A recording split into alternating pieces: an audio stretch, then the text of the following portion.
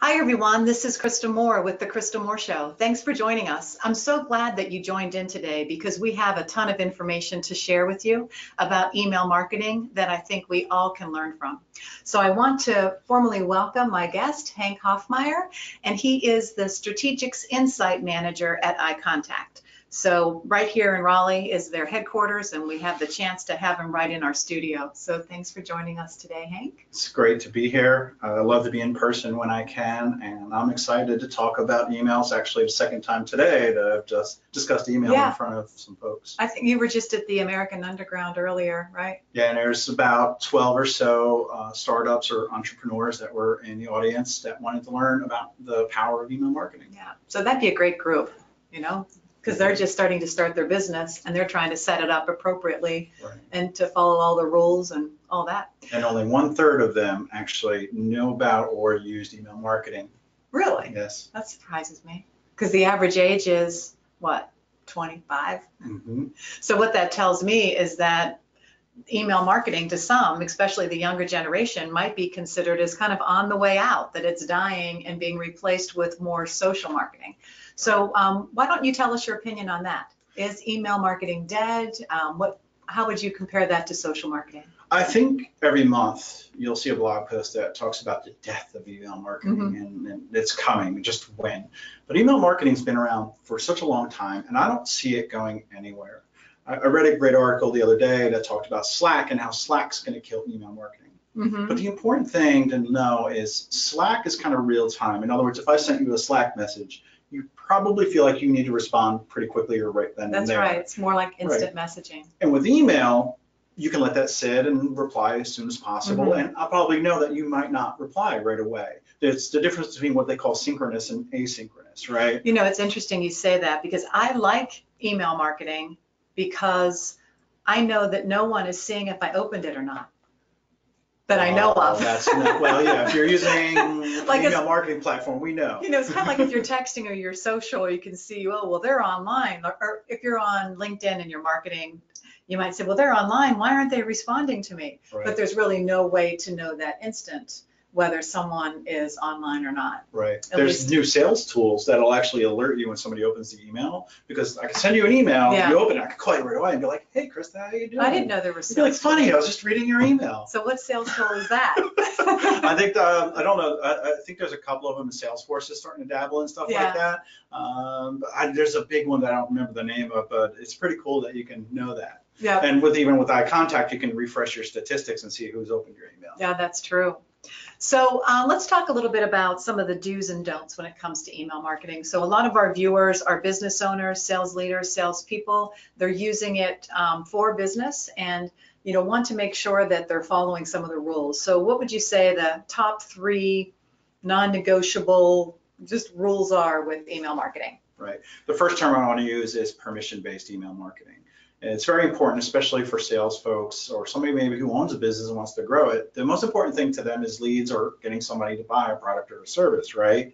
Therefore, you may be tempted to email someone that didn't give you permission, or you purchased an email list, which is a big no-no, by the way.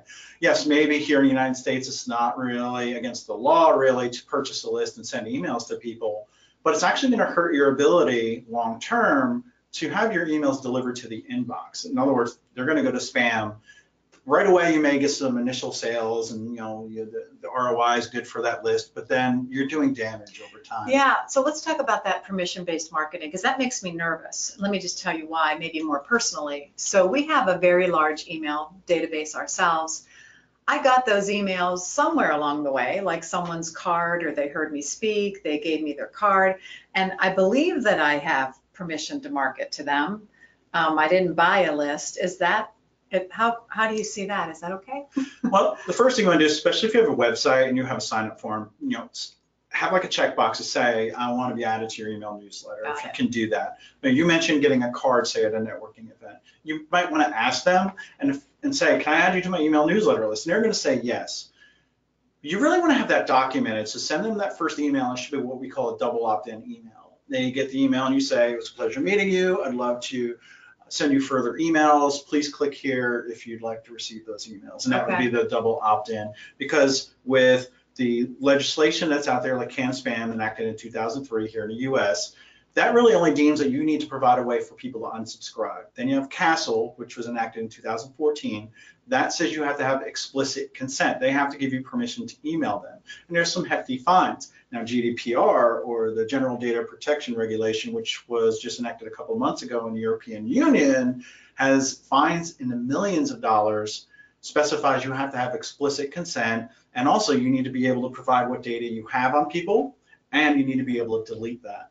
Therefore, I would say follow the most stringent law there is, which is GDPR. And you might say, well, I don't email anyone in the European Union, which is where this is from, but you have no control over who gets on your list if you have a sign-up form, or you don't know somebody may have dual residency in the European Union here. So for permission-based marketing, which is what we're talking about, it sounds like these regulations have been put into place to eliminate spam and to just make sure that you have an opt-out option. Yeah, it's gotten crazy with how many emails people receive, and you as a marketer have to stand out in the inbox. And I think that with not just email marketing, you're seeing with just online advertising in general, a lot of legislation coming about with cookies, like how people are being tracked and what ads are being served. Yeah. But with email marketing, there's just so much spam out there that I feel, the US is going to have a more stringent law down the road. So if I wanted to start all over again with my database, or maybe someone in the audience said, I really need to clean my database and make sure that I have permission, and I want people to double opt in, as you're referring to, what advice would you give them to take that first step, or what actions can they take to start to gain that permission? Right. The first thing is a welcome email. As soon as somebody gives you permission to email them, send them a welcome email saying, thank you for signing up for my newsletter. Here's what you can expect. Here's how often you can expect it. And if you want to opt out at any time, please do. That's probably the first thing you need to do. Then on the other side, perform good list hygiene. In other words, take a look at people who have not opened an email in, say, 6 months or a year, depending on how often you send. What you want to do is either immediately remove them, or maybe send a series of 3 emails. And the first one could be, are we breaking up, ? Because I don't know about you, but if somebody's breaking up with me, I want to know why. Right? Yeah, right. Open that email. And like email Dear will John, say, Dear John. Dear John. But that email should say, we noticed you haven't been opening our emails, but thank you for opening this one. We want to know if you still want our emails. Click here to still receive them, or click here to be removed. And maybe you could do 3 emails, and if they don't open all 3, just remove them from your list. Number one, your stats are going to go up. So if you're a marketing manager and you report to somebody, you can automatically go in and say, hey, look, I increased our open rates by 70%, right? Because that's just dead weight on your list. But more importantly, you have more of an opportunity to get into the inbox rather than spam folder. So does double opt-in, tell us what actual double opt-in means. Right. If you go to a website and you fill out a form and you say you want somebody's email, say it's a company that makes custom furniture, and you may get an email saying, thank you for signing up for our email. We're going to provide you with updates on our manufacturing process and sales that we may have. Click here if you want to receive these emails, and by clicking that email, you know that they want those, and it stops bots from signing up for your newsletter, or robots, and that crawl because they have to actually click on another. Yep. That's another signal saying that they actually want email. And then it's capturing it in your system saying, hey, they double opted in, they're real, they're not a robot, and we have double permission, so to speak. Right. And you want to make sure that the folks on your list want your emails. You just don't want to have a large list of people to email to. Would you rather have 100 people that want to buy from you and open every single email, or 1,000 people and only 10% of them open? Yeah, I don't want to be a pain in the butt. I don't want to be one of the ones that they put on junk mail or report spam. So I think personally, we need to do some cleanup on ours, because I want to just tell you something. I meant to tell you this when we were talking earlier. I remember it was probably about 15 years ago. It was right after I started my business, and I was on an airplane traveling to speak somewhere, and I was sitting by this guy who just was like an executive businessman. He seemed to know a lot about technology and email. He was in Raleigh, so who knows who he worked for at the time, I can't remember.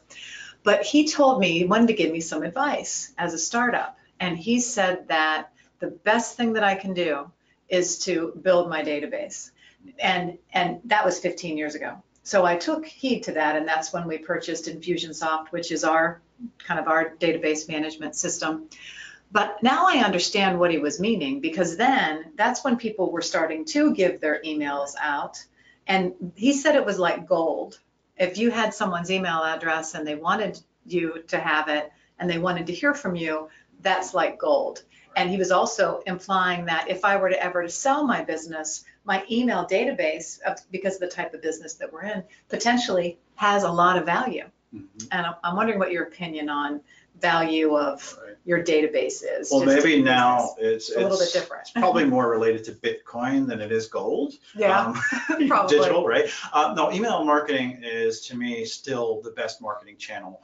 There's 40 times result that you're going to get over social media, over pay-per-click, or if you're still doing direct mail, I don't know who is, but your results are going to be 40 times greater, right? And I think that with email marketing, it's a way for you to have a one-on-one conversation while still broadcasting out to the masses. In other words, if you have 100,000 subscribers, you can make that email feel like it's a one-on-one conversation. Yeah. Try doing that on Twitter or Facebook. You have to either mention every single person or send them a separate tweet or a separate message on Facebook. Yeah. With email marketing, it's all going out, distributed, but yet you can inject personalization and data that you may have into your emails. Therefore, I think you can build rapport, trust, and relationships with people on your email list. That makes sense. And we were talking about kind of the top 3 like non-negotiables or most important things, and you mentioned the making sure that you've got the permission. Right. And what would you say the second one would be? Leverage the data you have to personalize and to help you send the right message to the right person at the right time. So describe that a little bit more for me. What you might want to do is first gather at least first name, maybe location of where somebody lives, or maybe purchase history or interactions you've had with people. This way you can inject that information into an email, whether like first name or products they bought, or maybe it's actions that they have taken. If they visited your website, trigger an email to go out to someone and say, hey, we're stalking you. We know you can, no, I'm sorry. Hey, we haven't seen you in a while, noticed you stopped by, wanted to give you a coupon in case you decided to buy something. Yeah. You know, you have shopping cart abandonment software. I had an email sent to me this morning. I was looking at a cool, what they call a ratchet belt that doesn't use, something that goes through a hole. It just ratchets. My husband has 5 of them. Does he? Yeah, he loves it. Yeah. One of his friends told him about it, and he went and ordered a bunch. All right, so right before I went to speak this morning, I was looking at one, put it in my car, and I was like, should I not? And I closed my browser, and I got an email saying, hey, come back and buy that product. So that's how you can leverage data. And you also want to build something called personas. You want to take a look at your top 2 or 4 clients and what do they look like? You know, what is their age range? What are their likes, dislikes? Where do they live? And how would you target them? You know, if you have a female that's 20 to 40 years old that likes to cook and likes to do outdoor activities and lives on the West Coast, and then you have, a male, maybe his name's Sam, who's into technology, lives on the East Coast, and frequently dines out, you wouldn't want to send, the female an email about the most recent laptop that came out, all the specs in there at 7 a.m. in the morning, right? Because that's the wrong audience. Therefore, you want to take a look at your audience, define who they are, obtain data that you can use to send relevant emails, and have that, what I talked about, one-on-one conversation. Yeah. And I think that might be the biggest mistake that a lot of people make, because they have this database and they think because they have their emails and permission, they're just blasting messages out that maybe might not be appealing to the reader, and it feels impersonal, and that it could almost feel like spam because it's not connecting with them. So in our system, and I think there's other systems very similar, we tag people. We tag them based on behaviors, and we tag them based on actually what training they've taken or what their interests were. So technically, if I wanted to send an email to whoever bought my first book 10 years ago, took this course, and lives in this part of the country, I can do that because I have all the data. And I'll be the first to say that we don't do a good job with targeted marketing based on data, because that would be such a wonderful message for everybody, for me to send and them to receive. So we'll have to definitely look more into that. A great idea is if somebody bought a book from you previously and you could target people that are within 50 miles of your office. You could send them an email, say, hey, my newest book has been released. If you want a signed copy, stop by my office, make an appointment, stop by my office. I'd be glad to sign a copy for you. And that's relationship building, that's targeting right there. All right, I got that one. That's on my to-do list, but not for another week or two. I didn't practice that at all. That was just off the cuff. Really? I like that recommendation. You have to think like that as a marketer, because if Yeah. you don't, someone else is going to eat your lunch or sell lunch to you if you sell lunch. Yeah, no, I like that. I made a note of that. And we both just recently published a book, so I think that's probably why that comes to mind.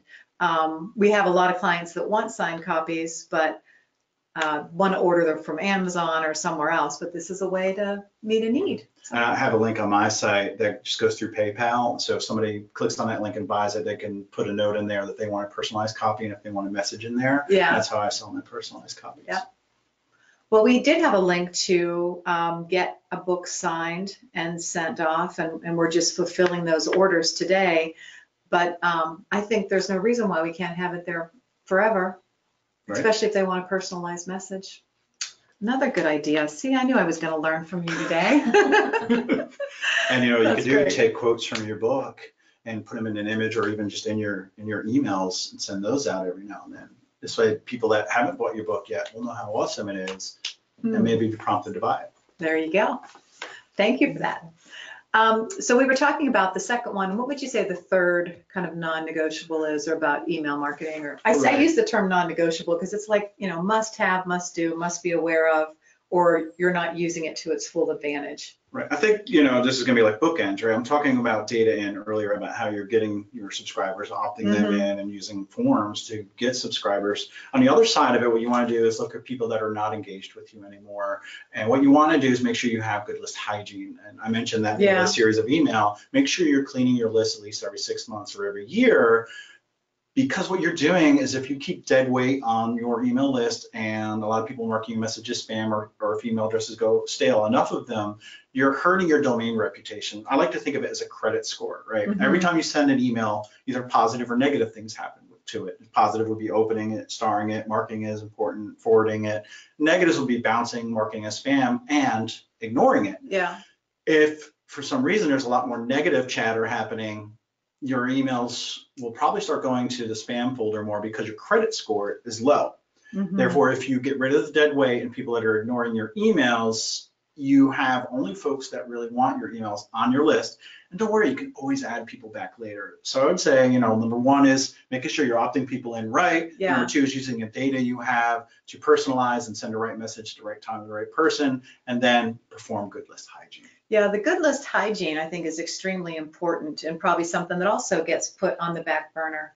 But as you were saying, it's a credit score. I was asking, well, how do I check my credit? Like, how do I know what my score is? How would you respond to that if people are curious about how they find out how they exist, what they exist today as? Depends on the technology you're using. If you have and use your own IPs, you can use a service called Return Path. But if you use a service provider, sometimes Infusionsoft, then depending on how they're set up, or iContact or others, maybe a little bit harder to get an accurate score. But really what you want to do is use services like Litmus or Email on Acid to do tests to see how many of your emails probably will go to the spam folder based on seed lists that they have. Or just look at your metrics. You're going to know based on your metrics if your score is good or bad.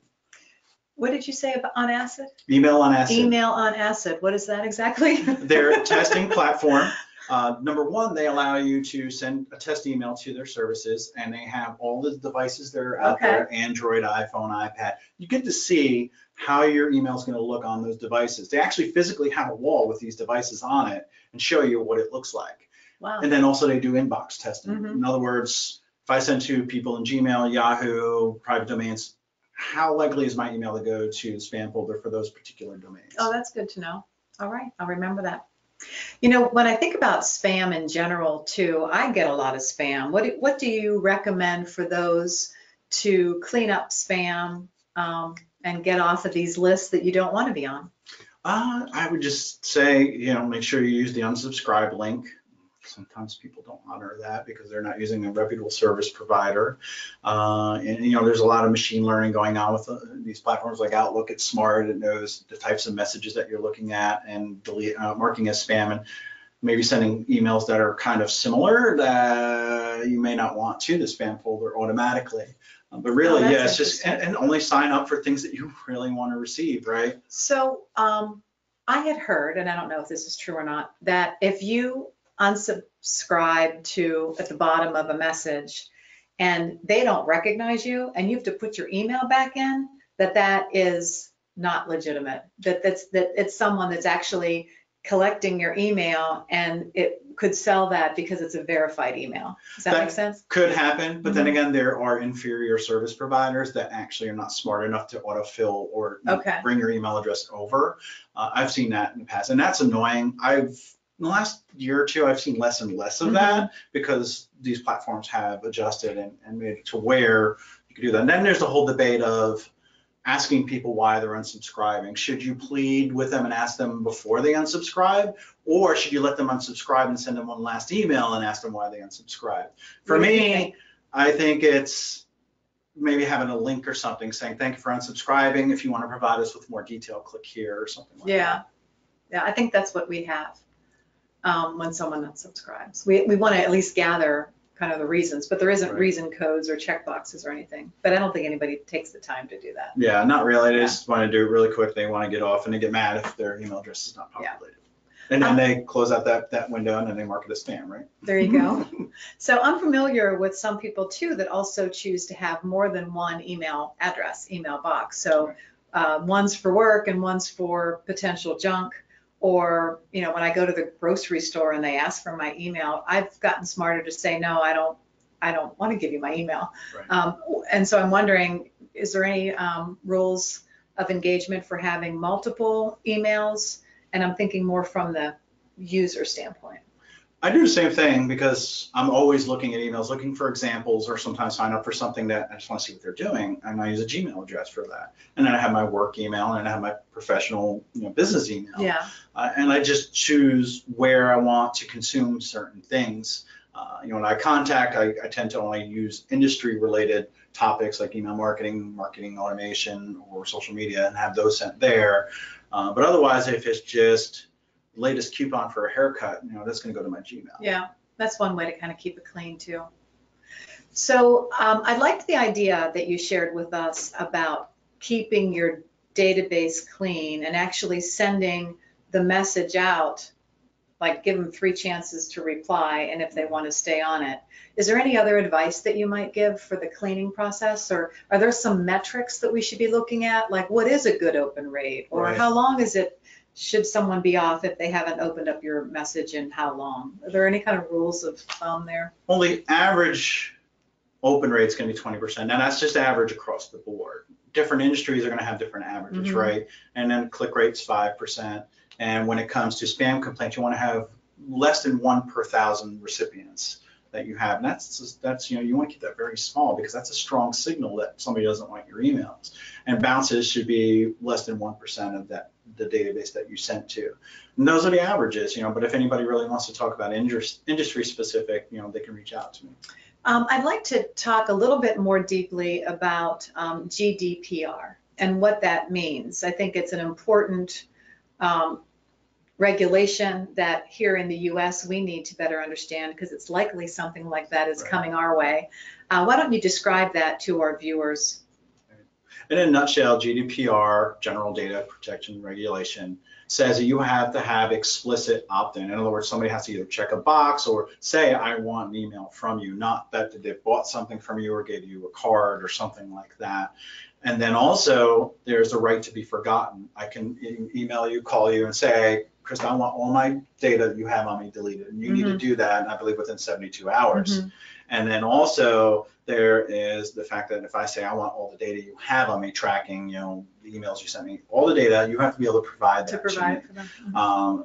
It's hard, and there's been a lot of companies that said, we're going to block, European Union IP addresses because we just don't want to do business there. We're not ready. Small businesses might have to dish out a lot of money to become compliant for GDPR. But as you said, I think things are going to change here in the US where we're going to see a more stringent law down the road because people are not just going to put up with receiving information they don't want anymore. I mean, I still get spam phone calls on my cell phone and at work, and I know the cell phone industry is doing something about those spam calls, Therefore, I think we need better rules and regulations for email marketing. Yeah. What do you think about the younger generation or the millennials seeing email as more antiquated than social? And do you see that maybe being one of the reasons why it's starting to be considered kind of a dying method for marketing? Right. I think email is still important. Number one, when you sign up for a social network, what do you have to do? You have to confirm your email address, right? Therefore, it's still relevant. But millennials may choose to consume stuff on, not say Facebook, but maybe Snapchat, Instagram, stuff like that. But again, it's hard to be personalized, or, if I buy something, where is my confirmation going to go to? It doesn't go to Instagram, it goes to my inbox. I think, as much as millennials might say we don't use email, they still do. They're just using it a little bit differently. That means us as marketers just need to be a little bit smarter and tactical about how we do it. Yeah. So let's take that and just talk a little bit about the messaging behind email marketing, and what are some tips to get that email subject line opened, or maybe there are certain do's and don'ts when you're creating the message to ensure that it doesn't hit this kind of junk folders. Is there any general rules there you'd like to share? How long did you say we had? Actually, we have about 5 minutes, but maybe throw a couple of them out there that you think are the high abusers. Great. A few quick tips. Number one, subject line is the first thing people say. Therefore, it needs to be powerful. It needs to be probably about 6 to 10 words in length. Otherwise, it'll probably get cut off. Don't be afraid to try emojis in your subject line because they make you stand out in the crowd. More marketers will use them around the holidays, but not year round. Therefore, it may help you. But don't replace words with emoji, because there's some email clients that will actually not show the emoji. Therefore, that word is going to be taken out, and maybe they won't understand the subject line. I like to use them as bookends and make them relevant to your subject line. When it comes to content, make sure you have a good mix of images and text, 60-40% split, 60% text, 40% images. Otherwise, if you have a lot of images in your email, it may get flagged as spam. Have professional looking templates and use a variety of templates to switch things up to make people not become numb to your messaging, right? There's probably some quick tips. Yeah, that's great.